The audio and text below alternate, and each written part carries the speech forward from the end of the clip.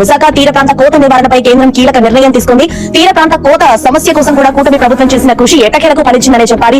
222 కోట్ల నిధులతో తీర ప్రాంత కోత సమస్య కూడా శాశ్వత పరిష్కారం దశగా నేషనల్ డిజాస్టర్ మేనేజ్మెంట్ అథారిటీ ఆమోదించింది. ఈ మొత్తం నిధుల్లో గనక చూస్తే 90% అటు కేంద్రం ఇవ్వనుంది, అటు 10% కూడా రాష్ట్ర ప్రభుత్వం దీనికోసం కేటాయించనుందనే చెప్పాలి.